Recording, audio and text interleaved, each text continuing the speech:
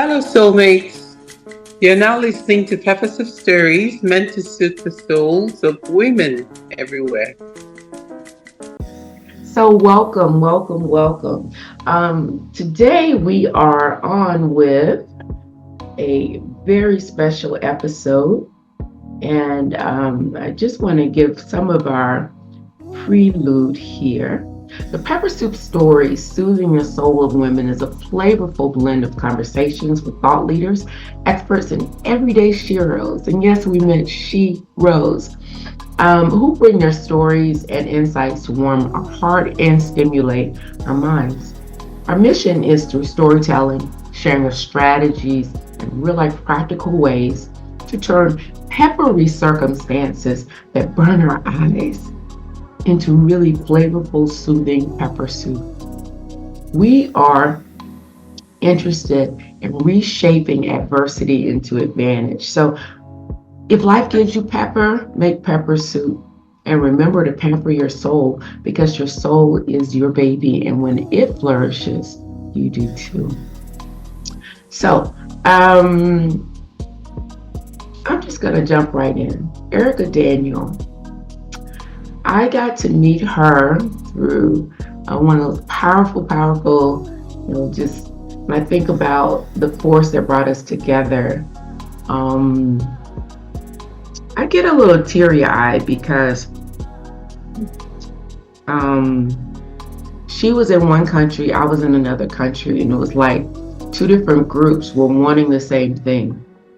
And we applied for it, and we got completely more than what we asked for. So what brought us together was serendipity, called Delta Sigma Theta. We both were in West Africa, where there was no Delta chapter currently running. I was in Lagos, Nigeria, and we applied just for the city of Lagos, just for little Lagos. And they applied just for Ghana. But the answer was, you all will have a chapter that covers 15 countries. And what a wonderful opportunity to serve, have impact in ECOWAS. There's no roadmap, there's no whatever, but y'all can figure it out. So Erica and I have had some interesting times together. People are really, we're on the intent of making a difference, but there's so many paths to get there. Bringing us together and working together truly has been a learning and growing experience. So I've never told you that, Erica, but I've appreciated that opportunity for us to, come from different perspectives and find ways to make it work. And I think that's a beautiful side of serving. It's a beautiful side of figuring out solutions. So thank you for that opportunity. And when I met her, we got to talking and we're like, whoa. All right, so I'm going to give her a bio, but trust me, she has layers that I talk a lot about package and packaging. And you've heard my story about being the first Black female engineer at Harley Davidson. And at first, where it was like, I would say things and it was like, these are the worst ideas ever. I didn't know if it was my packaging or the package. So what did I have inside? Was it good or not? Or was it how I was presenting? Did I have breasts? Was that the problem, right? And what I would say about Erica is her packaging, with all of her credentials and things that she's done in the world. When you get into the package, you begin to see different levels that are not academic, it's sensibility and it's spiritual. And it's interesting and marvelous how she does this intersectionality in her work and brings out value. So Erica and Daniel is self-described as a global nomad with a heart for the people. Erica's worked in international public health for large multilateral and governmental organizations in the US, Africa, and even Eastern Europe. She's originally from Ohio, schooled in Orono College, where she joined our sisterhood, and the George Washington University, where she got a whole bunch of long degrees we'll talk about later if we get there. So wanting to expand her capacity and tap into her passion of seeing others show up as their most authentic self in relationships, Erica pursued her certification as a sex and relationship coach to change the narrative on how sex, relationships, and love are viewed by those of African descent and Christian backgrounds. Her approach to coaching includes empathy, curiosity, and safety to help individuals increase their self confidence, especially in that space, and deepen their intimate connections, and really end up living more authentically, being who they really are. She's also a teaching faculty member of the Somatica Institute in California University. Please join me in welcoming Erica M. Daniel. I'll do Yay! the applause. Yay! You say, broken cable under the water will not stop us. No, not this time. Not this time. So I love it. I love it. All right. So we wanted to title this particular episode Exploring Intimacy. Okay. And exploring intimacy is what we'll be doing as Erica just unfolds for us. So I just would like to open up by saying I've done the bio. I've kind of, let listeners know how we came together. But tell us something about yourself that maybe no one knows, just to help our soulmates know a little bit more about you. Something that might surprise even those who know you well. Oh, these type of questions are so hard because I live such a transparent life. Okay, so something that very few people know is something I've recently started to do is essentially when I have an idea or goal come to mind of something that I know I will achieve. What I've been doing is writing in my reminders on my iPhone, 1 year from today, I will insert the rest. 1 year from today, I will have, I will be, I will achieve. So whatever it is, it's like now I'm claiming it. And I'm saying within 1 year, this is going to happen. And I do it in my reminders because I'm able to actually set an alert for a year from that day for that to come back up to remind me happen. So yeah, that's something new that I've added that very few people know I've been doing. Yeah.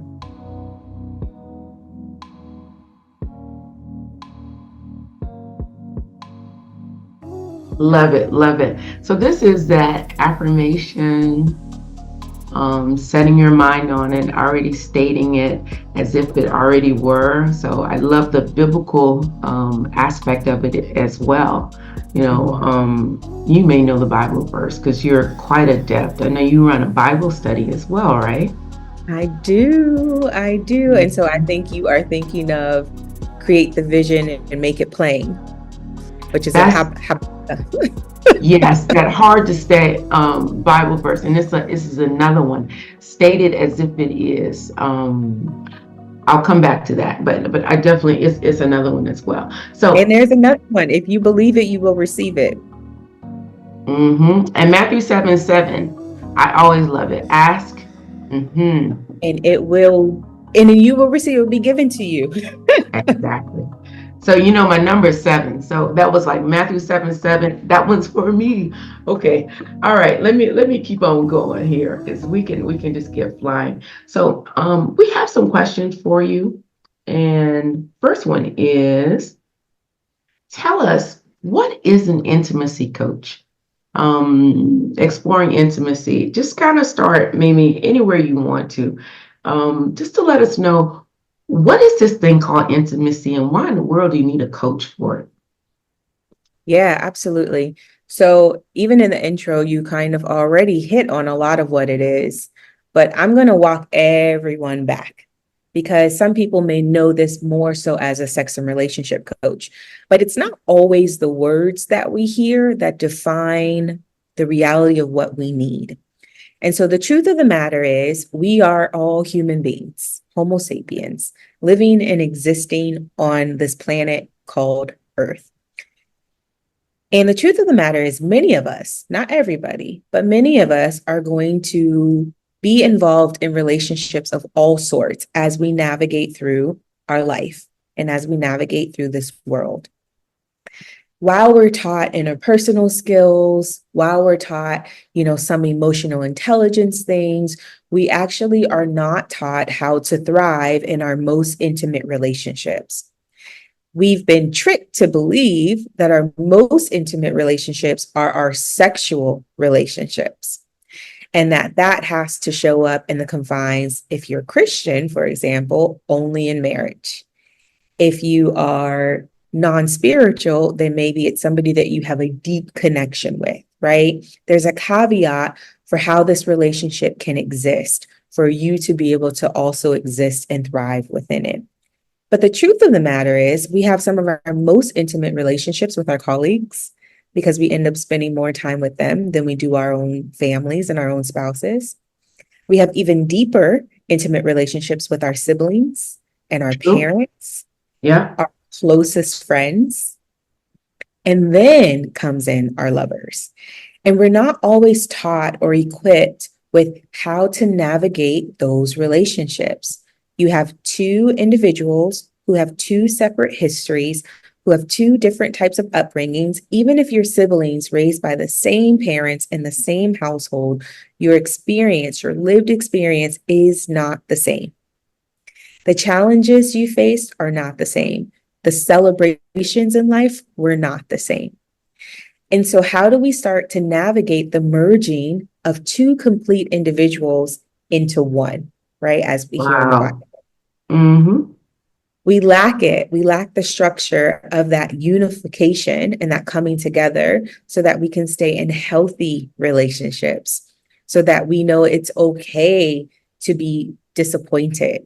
We know it's okay not to have everything, because we cannot be 100% of everything for everyone all the time in our lives. If we are, we cease to exist. Yeah. And Yeah. so an intimacy coach like me really helps to put in the linkages. It helps you to have a stronger foundation of understanding human beings and understanding yourself. Because once you understand yourself, you actually are able to show more compassion and more grace to those that are around you. I love that self-awareness, understanding self, because that's how we build on leadership as well. Always starting with Exactly. self. Mhm. Exactly. And, I tell people that compassion and that grace, it's so important, because when you know it about yourself and you extend it to others, in turn, they extend it to you. And so we just follow the linkages, we slow things down, and we open up. We open up. And so intimacy, I like to tell everyone that it is literally, let's break down the word, it's in to me see. Because when we're on an intimate journey with a person, we want to show them who we are. And that means we have to communicate the things you can't see. We have to communicate our thoughts. We have to Mm. communicate our feelings, our emotions, our desires, our needs, our wants, our vulnerabilities. It's like underneath the iceberg. That's what Under I'm the envisioning. iceberg. It's a Because above you big see my component. pretty face, you see my whatever, whatever, whatever. But underneath it might be I was abused. I watched this movie, Thin Line Between Love and Hate, old movie yesterday. But what really came out was she had past, mental issues. It does not show on the face. So what people are choosing to reveal to you is also through their lens. Very important, because it does require intimacy for me to even feel comfortable sharing, To share. especially Yeah. about that challenges in the past of my sharing being trampled on. I love that. Okay. Yeah. And And the other, so Miss C is show who you are. Walk through that part one more time. In in to me see. into me and see it, right? Into me. See, I got Into you. I me. love it. Yeah. Because if you can Okay. actually take the time to see me, the true me, you can have the pathway of how to love me, how to speak to me, how to show up for me, how to hold me. And me into you, the more you allow me to see into you. So that is really what intimacy is. And that is my belief of also what an intimacy coach helps you with. Okay. So do you usually coach in pairs, or is it ever the just one? So I do a spread. So I do individual coaching. So you may be Okay. somebody who maybe carries a lot of shame on your body, or maybe you are recently divorced and you want to start re-navigating what it means to date. Or maybe you are in a committed relationship, but you have some past trauma and you want to do the work on yourself to heal from the experiences that you've had. So individual coaching is there, couples coaching is also there and present. Um, Couples coaching is not just for those who are married, but it's for anyone in partnership. Another aspect of the couples coaching that I do is also premarital counseling. And so it's a Mhm. different type of premarital counseling. A lot of people will go through premarital counseling with a therapist, which is really just having you reflect on what works for you. Or they go through it from a Christian lens because, I also work a lot with Christians. And when they're doing that, you're kind of getting this biblical approach. And this is how the man should show up. This is how the woman should show up. But it's actually not diving into the more intimate and vulnerable aspects of relationship.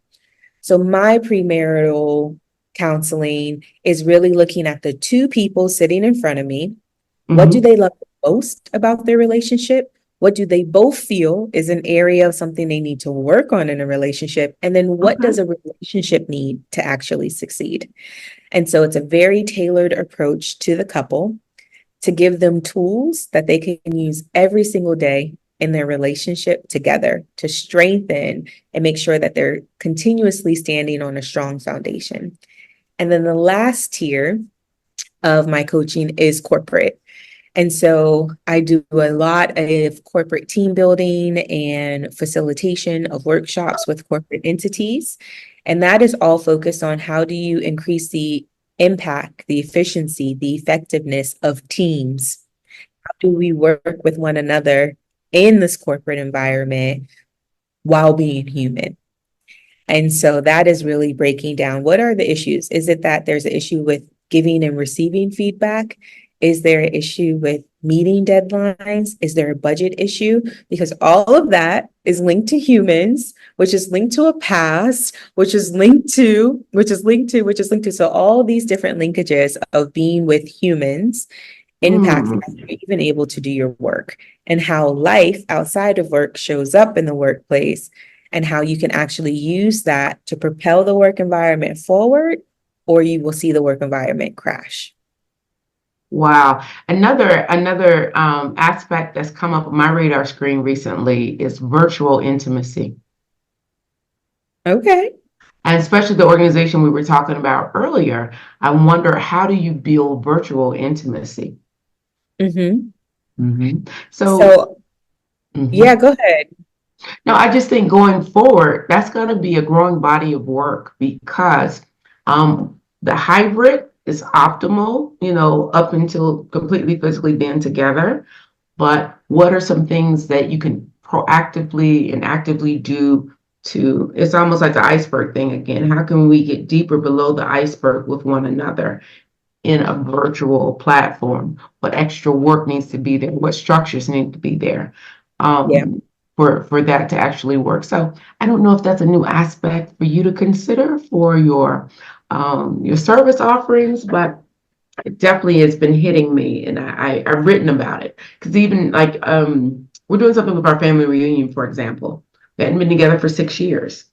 So it's Mm, groups of people again, different histories. We come from a common thing, but some of us don't know that about each other. So, we're coming up with exercises that we can get to know each other virtually before we come together physically, because we want to create a desire to actually be with one another. So how do yeah. you do that? And that's been a fun, I like this kind of work. I like, anyway, so I think what you have laid out is just kind of mind blowing because sex and relationship coaching for so many is erectile dysfunction, it's Yeah, my libido is gone, it's more in the act.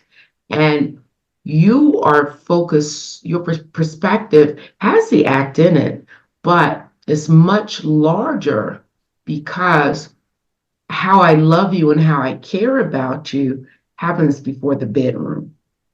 absolutely. Absolutely. And it is Mhm. unfortunate that a lot of people see sex and relationship coaching and even intimacy coaching solely as acts of penetration.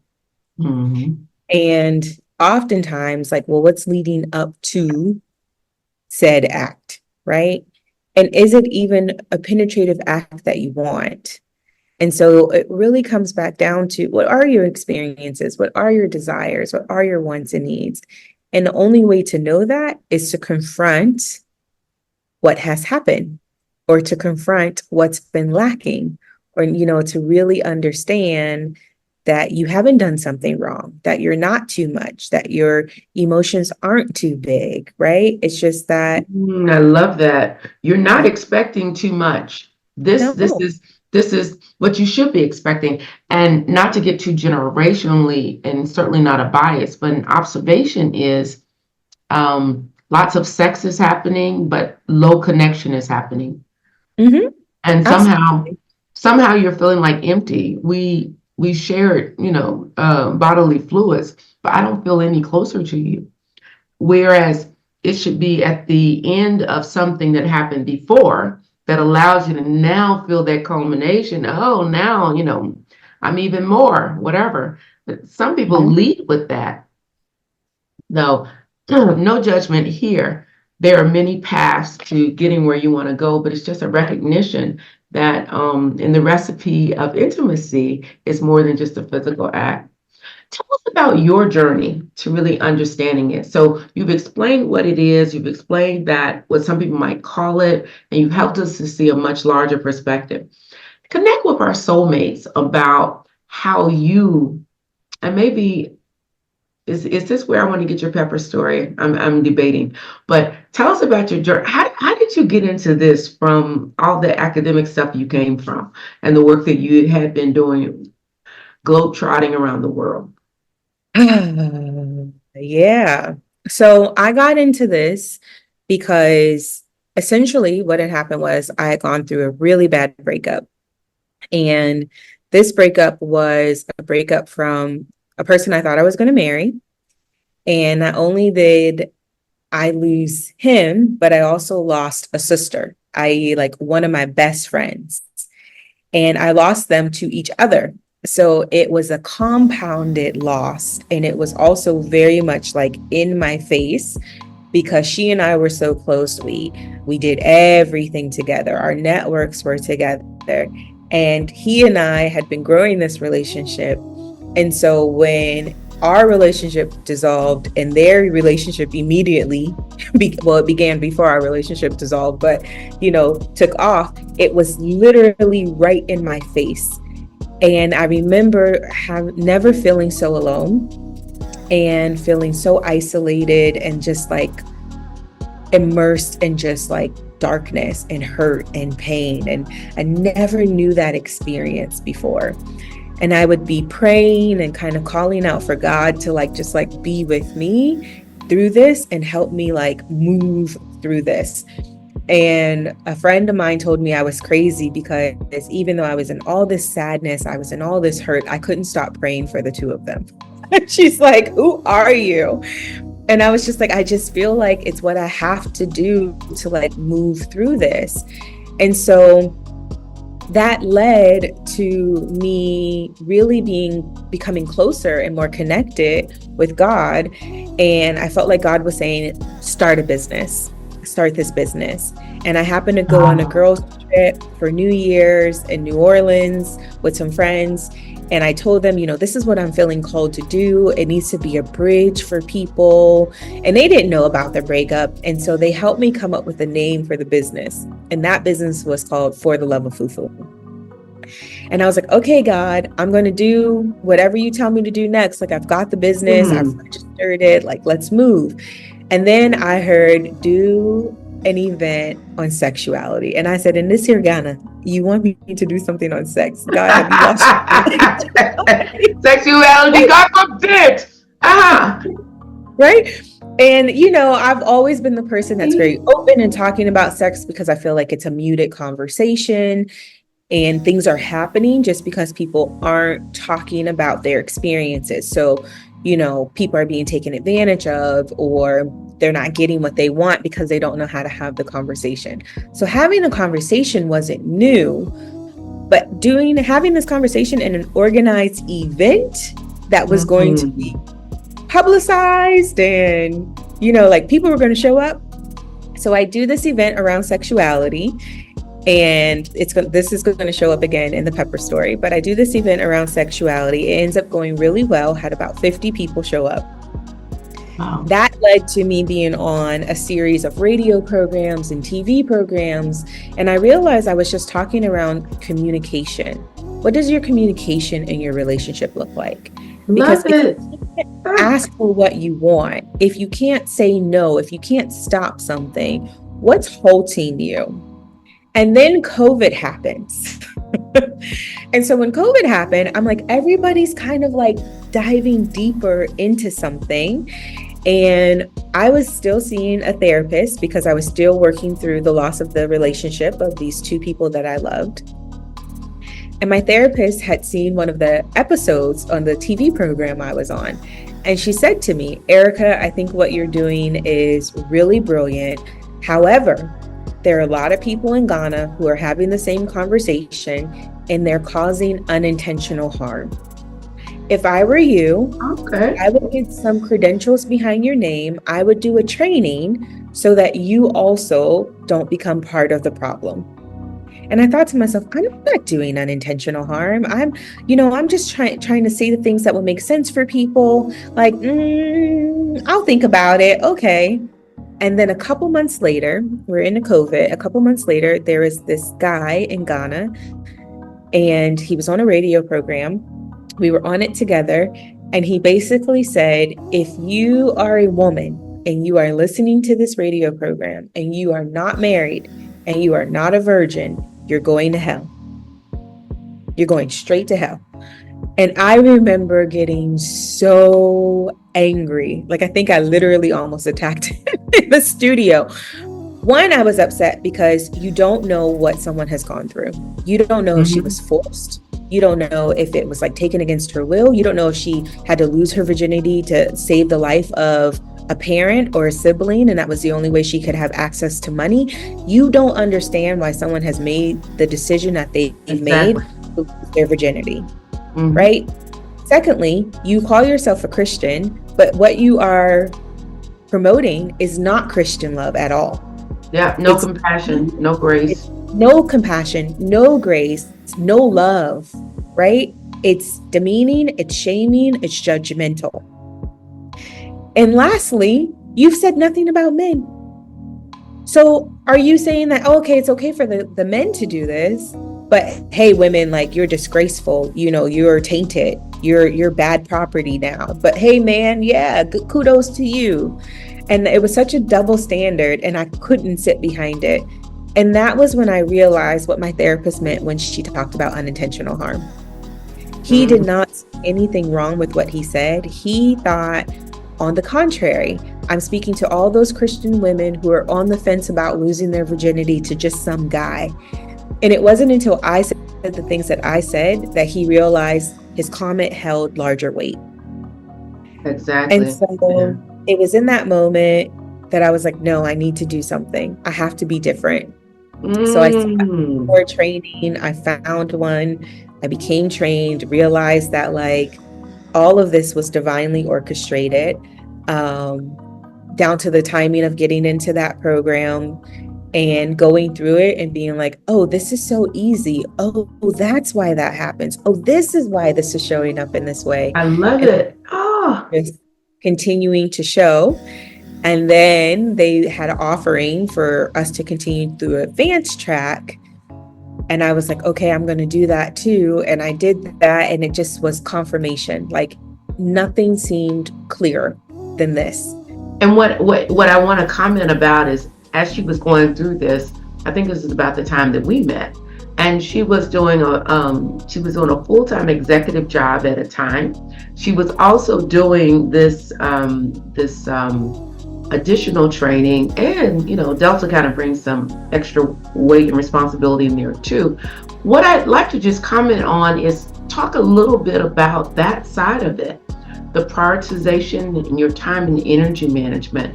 How do you move into this thing that God is calling you to when you're still carrying all these other loads? Speak a little bit about that. Yeah, I think it's really important for us to be mindful of our totality, right?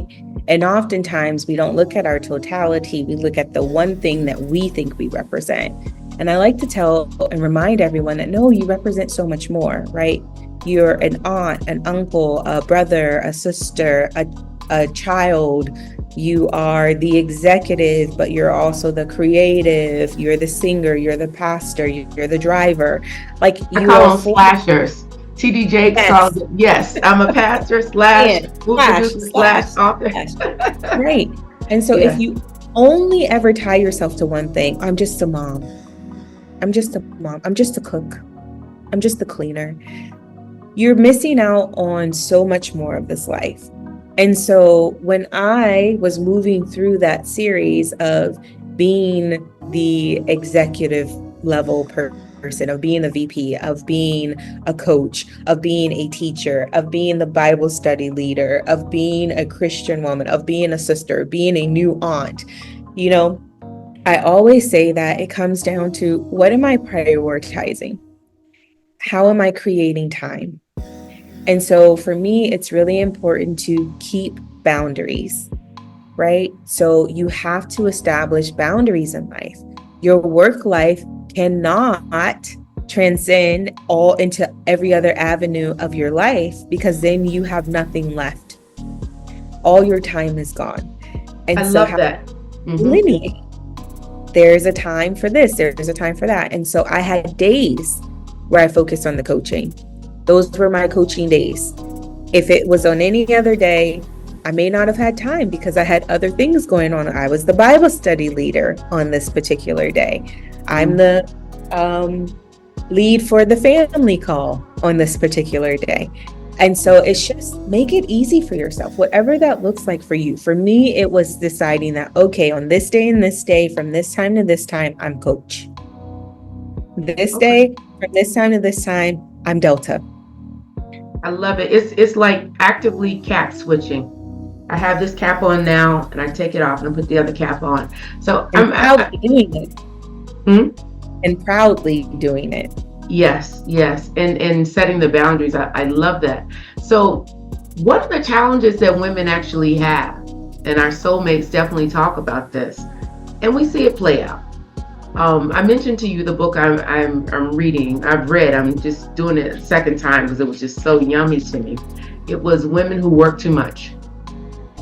And what she really hits on there, and that's what my question to you is, did you ever go through a phase where the work that you did was the definition of who you are? Did you ever feel like that if I didn't do the work, if I wasn't the high achiever, if I wasn't getting the accolades, that I was somehow less? I'll speak for myself. I went through a stage in my life, especially after my mother died, and I realized that the currency of my father's affection was achievement. She had been the nurturer, daddy had been the provider. So all of a sudden, okay, achieve, Patrenia, and somehow you'll be loved more. Therefore, you may, so when I think about that phase of my life, I was really achievement driven to drive my worth. Yeah. And that affection from the father. Yeah. And I mean, it leads to a lot of, accomplishments. But if at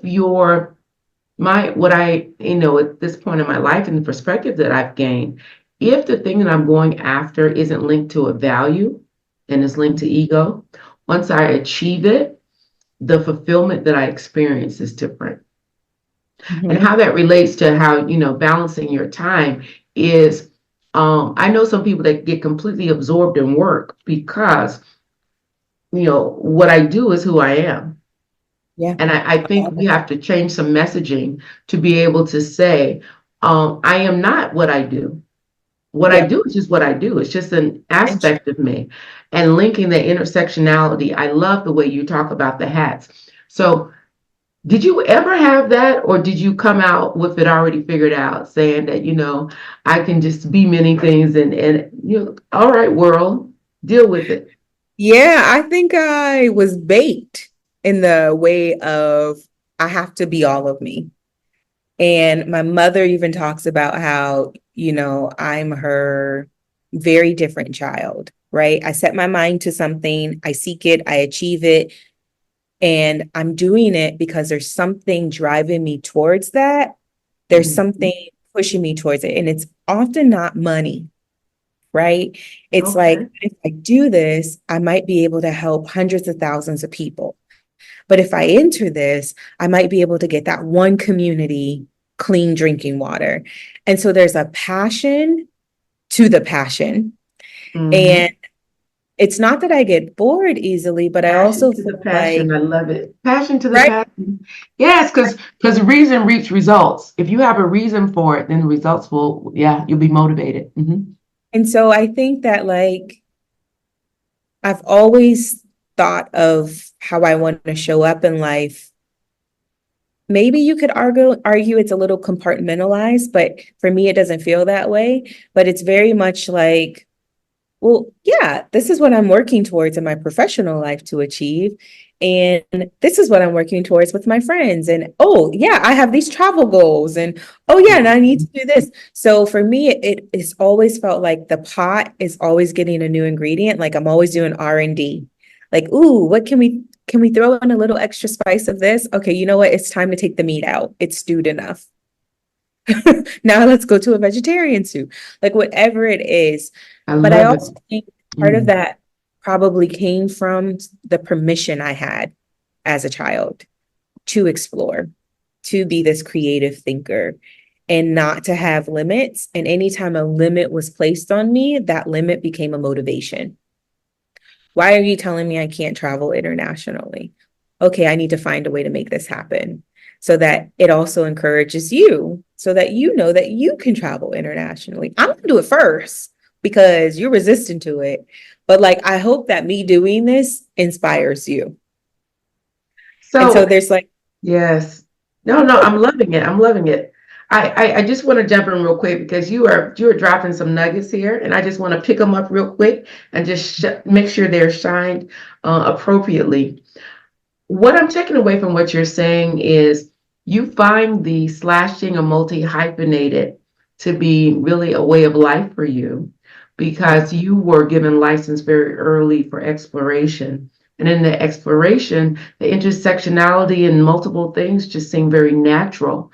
And while you don't compartmentalize it actively, you probably show up that way to people. Like, wait a minute, yesterday you Bible study leader, now another day you doing intimacy coaching. What?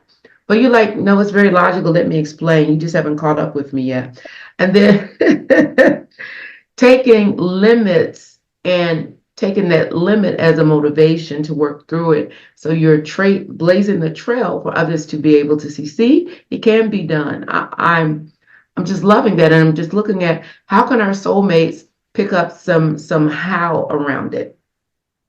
What were some of the things that maybe you learned? And then I'm going to go back to this pot thing that you did where you're adding ingredients because I think that's where our pepper and pepper soup's going to come from. So I'm just ah, kind of getting you ready on that one. All right. But what kind of lessons or frameworks can you pull out of the fact that you've allowed yourself to be these many things and how might others unlimit themselves? someone recently said to me that anything not tried is an automatic failure. Wow. Say that one more time. Anything. Not tried is an automatic failure. That's powerful. And I was like, yeah. And so I'm putting that out there, and I'm going to put another phrase out there. And this is the phrase that I think probably motivated me the most as a child and still today. And I put it everywhere that I can. And it's this quote by an anonymous person. No one knows who said it first, which is, what would you attempt to do if you knew you could not fail? Yes, I've seen this in your footer, your email Yes, footer. my email. Mm-hmm. And, I gave a speech at graduation from undergrad. I was one of the people who spoke, and that was like my defining statement to my class, because we're always stepping into perceived limits. And oftentimes those limits aren't ours. It's something a parent told us, like, we don't have enough money for you to do that, right? Mm-hmm. It's something a teacher told us, you're not a strong enough writer to be an author to be a New York Times bestseller. Lisa Nichols was told that she must never ever spend any time, any career on writing or speaking. And look, booyah. Mm-hmm. You Go ahead. see? And Yes. so we start to believe these limiting factors, but yet we have a passion, or there's something calling us towards this thing that somebody else has told us not to do or not to perceive. And often, our caregivers, they weren't telling us that necessarily to harm us. They were telling us that because they had faced disappointment and they didn't want us to have to face disappointment. So, hey, I'm just sharing with you my wisdom. That's how they like to couch it. But it's like, thank you for sharing that, but let me have the experience. Let me just see what happens. Let me see what happens. And so what I like to tell people who come to me who are like, I can't do that. I don't feel like that. And I'm like, okay, what is something that you have been wanting to do? What is an experience you've been wanting to have that you haven't allowed yourself to have? What's a title that you want, right? For a lot of people in my life right now, the title is wife, husband, mother, father, right? And it's like, okay, you want that title. Now, are you willing to achieve it? What are you going to do to go after it? Mm-hmm. How is this going to happen for you? And it's like, if you never try, you automatically fail. Wow. That is so powerful. If you never try, you automatically fail.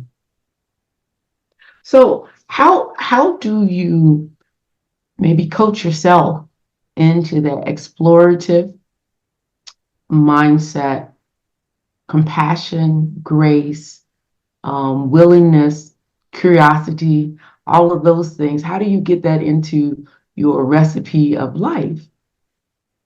They're all a little different, but when it comes to like the compassion and the grace, when it Mm-hmm. comes to that aspect of things, I coach myself into it because it's something that I really desire that others have with me, right? One thing I write often in a journal that I keep is like, I'm grateful for love given and love received, right? Because I just don't want to always give love. I also want to receive it. I want to see what it feels like to allow love from Patrenia to rest in my body. And oftentimes people think that love only rests in your heart. No, love rests in your body. When someone shows you grace or when someone gives you compassion, it doesn't just rest in your heart, it rests on your body. Your body Nervous remembers. system. Yeah. Understanding your nervous system receives the vega, all of that. That has been Oh, light bulbing for me since September. It's just like God has been throwing that learning to me, and I didn't have it before. That's even when we talk about the cycles that women have, it's linked with our nervous system. I'm like, yeah. wow. I love Yep. it. And so how is it landing inside of your body? And what is it releasing? When it comes to my curiosity and whatnot, I like to say that, and I did a Facebook post on this recently, and I wrote this in a newsletter recently, and I'll say it again here. One thing I am learning, I didn't have words for it years ago, but I have words for it today. And that is face your fears head on. When you face your fear head on, you dismantle it. It no longer has power or authority over you. And you start to see that something you thought was so big in the dark and in the shadows and that hovered over you, once you just turned on the light, like literally just found enough strength to turn around and switch on the light, you realize it was the size of a mouse. It Mhm. wasn't this big thing that was coming to devour you. It just happened to be standing in light in a way that amplified it. So you dismantle it. And the thing is, because fear is so embedded in our psyche, and because we operate in a world that basically feeds us fear and says that fear is healthy, fear will cycle back. It will come back. I'm afraid to fly. I can't fly. I will never see the world. I'm just going to watch it through TV. Then you face that fear head on because you really want to go to Paris and you did it for your honeymoon and you had a great time. And then on the way back, there was a little bit of turbulence and you swore, I'm never getting on a plane again, ever again, because that turbulence caused that fear to come right back. And Instead of turbulence is celebrating, such a metaphor. So I'm going to switch gears real quick because I want to get into Pepper. You've given us, I think, I don't know. So I'm feeling part of your Pepper was your personal experience that got you to explore and get on this intimacy path. a little bit for sure, right? It started with pepper, maybe a little too much pepper, but then once on the path, yeah, and that one. Yes. Once on the Mhm. path, though, when I was creating that first event for the love of fufu, there was so much resistance that I faced. There was a gentleman at the church I was going to who came upon the event and he said, "Oh, are you the one doing this event?" And I said, "Yeah, that's me." And he was just like, "Maybe you need to look for a new church. I'm not sure that this church is good for you." What? And I was so baffled. My mind was blown that he said that to me. He didn't ask me what the event was about. He didn't say, and the flyer was literally just the title and time. It didn't have a venue. It didn't have any descriptive factors. He never got curious around, well, what is this about? He made an assumption that was incorrect. And that then penetrated his thoughts and beliefs about who I was and told Mhm. me, you should consider finding a new church. I had a number of colleagues, but one colleague in particular who said to me, Erica, one reason I love working with you is because I really feel like you embody Ghana. You understand Ghana. But your recent event that you've been promoting, this is totally a Western thing. This is totally an American thing. Don't bring those type of American values to this here Ghana. We don't need you telling people that it's okay to be promiscuous. And I said, well, why do you feel that way? Like, what have you seen, or what makes you feel that I'm promoting promiscuity? And he was like, but look at the flyer. And the flyer was just some colors, some images that look like chess pieces, and the title and the date and the time. And I And said, oh, the title was sexuality. no, the title was Indulge in Play. Indulge and play. Mhm. Okay. And I said, where's your curiosity? Why don't you ask me what the experience will be, what we're going to talk about, how things will be presented? I said, but you lack curiosity. You've made an assumption. And he didn't talk to me for the longest amount of time because he really felt like I was inserting values into the Ghanaian culture that did not deserve to be there. Wow. And Okay. so I walk around town and people would say things to me. There would be snarky remarks. A lot of different men would try to make very aggressive passes at me, but you can try, but it won't work. And so I had to really start like defending myself, protecting my body, protecting my mind, right? There was a lot of sexual conversation and innuendos that were thrown my way because people perceived or thought that this event was something that it was not. And the event Wow. was completely educational. And one of my mama's sayings is nothing like a good understanding. Nothing like a good understanding. And that really appears. So I would say some of your values really are around curiosity and exploration and compassion. I mean, and that seems to be a guiding force for you in helping others to maybe open up and ginger up, as we would say in Nigeria, but ginger them up to be more curious and open to hearing different perspectives, right? Have more flavor. If we're talking about pepper soup, right? Like, Girl, where's bring the the flavor? flavor. Because salt is not a flavor. Neither is shade. Oh my goodness. Okay. So that's a wonderful pepper experience, what you just brought out, all the resistance that you went through. So, what did you now do to transform it into the soup? Because you've got a thriving coaching business with intimacy. You got all these offerings that you do. You just went to Bali and learned new massage techniques and different things that will just deepen the experience for your clients. How what was the turnaround? What were the ingredients, and how is this pepper soup that you're eating from now? How's that working? Because you left This- corporate as well. You left corporate to do I this. did. I have left corporate and not looking back. And I keep getting called back, and I'm like, it's not the right time. Like, the soup is still cooking. The soup isn't Ooh, ready yet. I love that. The soup It's is still still- cooking. It is a very large pot. It is on the fire. And yeah, it's just kind of like when God drops an ingredient, I'm like, just put it in. And other people around like, Ooh, wait a minute, we don't put that in soup though, Erica. And I'm like, just put it in. Let's just see what happens. Let's just experiment and see what happens. Keep the I love recipe low. Let's make sure we're noting down everything that we're adding. And mm, sometimes we put stuff in mm, because we haven't received guidance from a chef or from God, right? And we think that, oh, we of course need ginger, and we put in way too much ginger. mm. Now it's like, well, we got to start over. So we know not to add in this much. We got to like add in half. And then we go Adjust.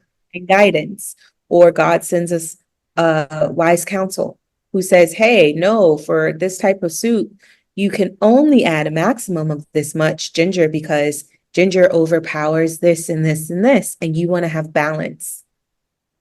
Balance is important. And one of the learnings I personally had was that the limit of my intellect is where I discovered intuition. Yeah. When it went beyond what I could figure out, because I always figured, hey, Patrenia, my self-talk was, there's no problem you can't figure out. If I have enough information, enough time, I'm gonna figure it out. But when I reached that limit, that's when I had no choice but to listen to God. Yeah. And that's when I built those skills, because it's powerful to know that you're acting in what God has told you to. You want to talk a little bit about that obedience that you've experienced and God talking to you? Because we've now heard that God has given you the ingredients for your pepper soup, Mhm. and that is still cooking. Mhm. So obedience is required and difficult. And one thing the Bible says is like, bring everything to God in prayer. And my Bible study ladies will tell you that that is something that I truly believe. Bring everything to God in prayer. And I shared a story with them years ago, and they always still bring it up because it encourages them so much. One night I'm sleeping, and there's a mosquito that keeps buzzing in my ear, so it's disturbing my sleep. I got up and I said, Lord, help me find this, allow my eyes to see where the mosquito has landed so that I can kill it and I can have a restful night's sleep. Within a minute, my eyes found that mosquito in my very large room, sitting on a curtain. How? It don't matter how. I Mhm. then get up.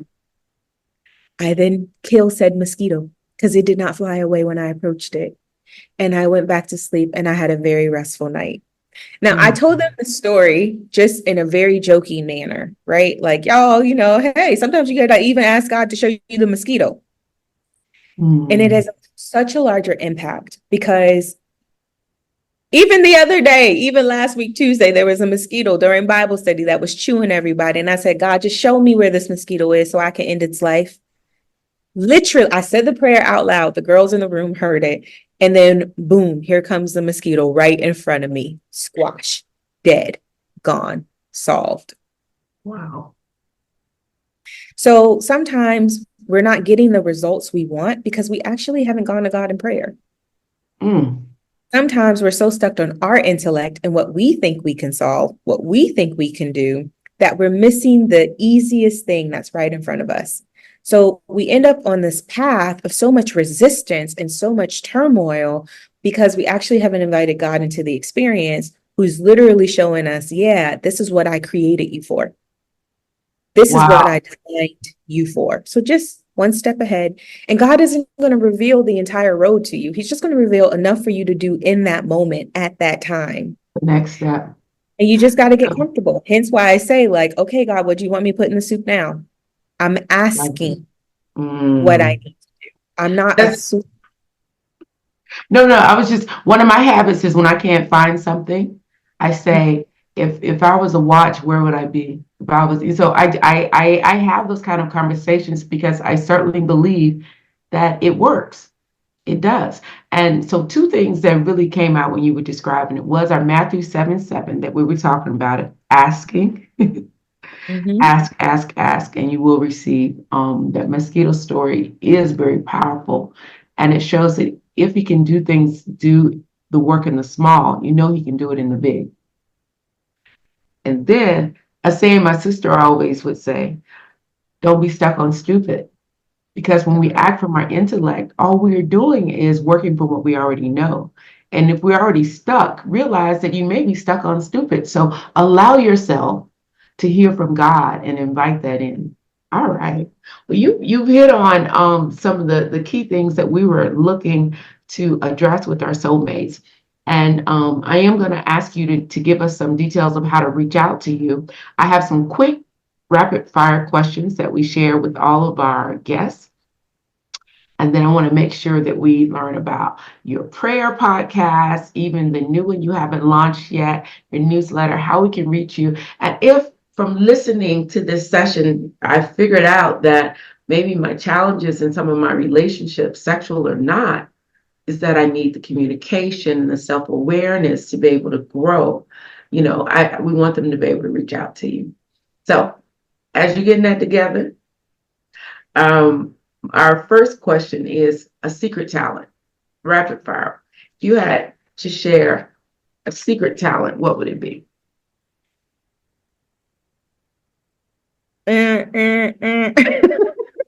No problem. A secret talent, a superpower. Yes. I'd say getting people to work together. Okay. All right. I love that. Person you'd like to trade places with?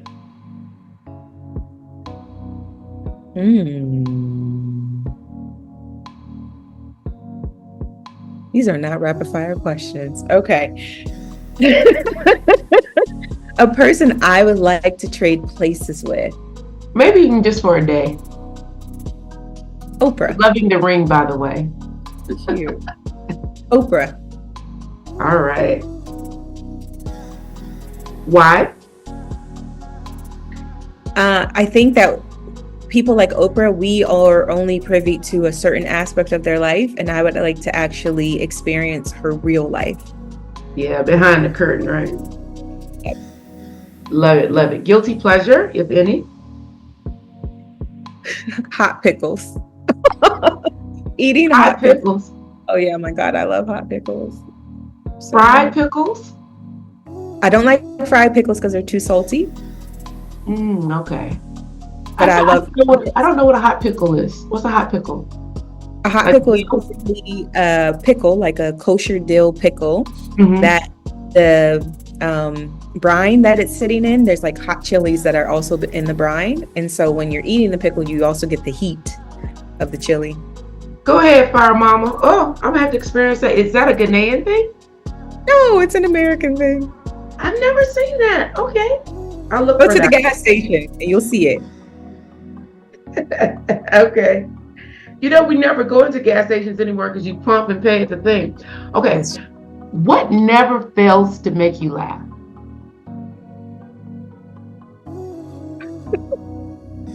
Probably the corniest joke in the book. Like, the cornier it is, the harder I will laugh, because it's going to take me a minute to get it. And then when I get it, I'm the last person laughing, which is going to make me laugh even more.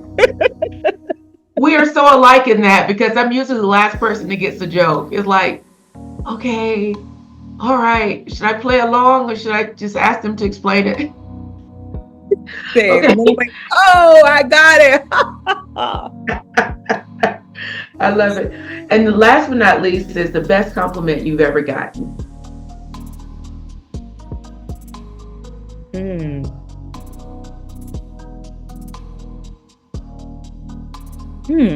The best compliment I've ever gotten.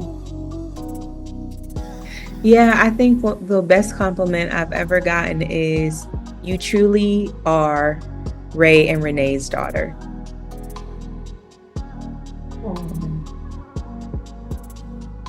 Wow. Yeah. What a lovely note to end on. Legacy, you know,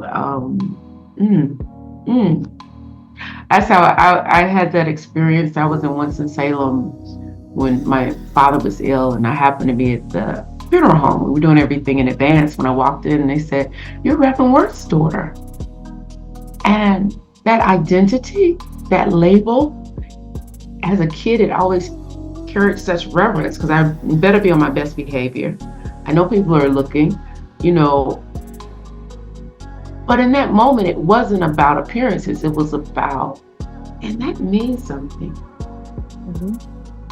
And when you look at Ray and Renee, I'm sure they set some standards that people expected, and they're like, "Yeah, you're stepping into it." It's something to be very grateful for. So I really love that. So tell our soulmates how they can reach out to you, how they can find you, and all that good stuff. Yes. So you can reach out to me by email. You can send me an email at info@intimacycoachingwitherica.com. And with is spelled out. So again, that's info@intimacycoachingwitherica.com. You can also find me on Instagram, my personal Instagram, which is at Miss MS Luminary, and also my coaching profile, which is @_the_Love Lab.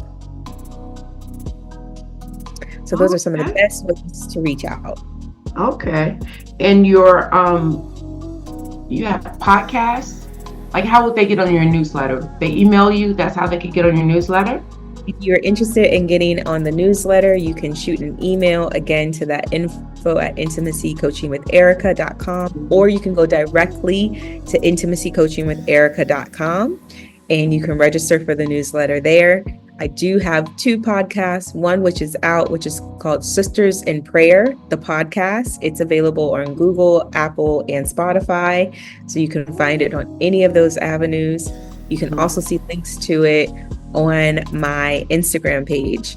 And then the second podcast will be dropping later this year, which is the Into Me See podcast. Ooh, I can't wait to see that. I can't wait to it. Look into myself. All right. I love it. Love it. Love it's it. Exposing. So I get quite vulnerable on it. Okay. And you know what? Vulnerability is that new strength. Brene Brown has helped us to see. It is truly a strength. Yeah. Speaking of Brene Brown, this is just for you.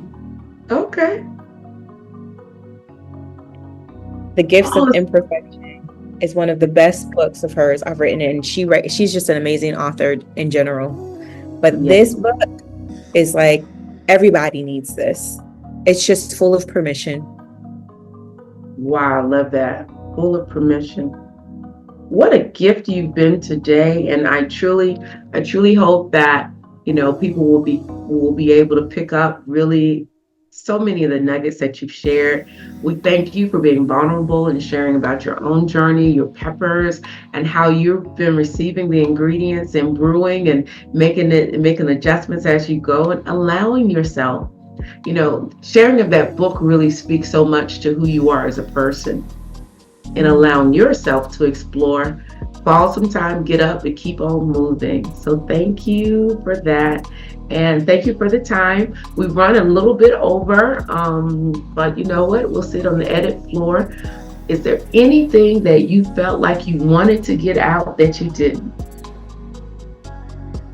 Yeah, this is something I think I always like to end with to anyone who happens to watch the show, because I think the beauty of what's created here is that it's timeless. And so we're sitting here right now in this moment having this conversation, but these words may hit the hearts of somebody 5, 10, 20 years from today. And what I would say to them is like, what are you most afraid of? Is it that you will succeed? Is it that you will fail? And just honor that fear and go after what's on your heart. Don't sit in the shadows. Don't sit in the anxiety. Don't allow yourself to be paralyzed by fear. Don't stay in that quicksand. Know that literally God is right there beside you, and he will pick you out of the mud and mire. He will place your feet on steady ground, and he will walk beside you. Take Amen. and go after what it is you know you're meant to be doing. Amen. Amen. What a wonderful spiritual closing around it, because it lets us know that it's not all in our control, and we need to lean into that. So thank you for that. I am going to. And if you enjoyed this episode, don't forget to hit that subscribe button, share with a friend, leave a review, and connect with us on social media. Your support means the world to us. Until next time, soulmates, stay inspired, keep growing, and turn life's peppers into a flavorful soup. Connect below. Bye-bye for now.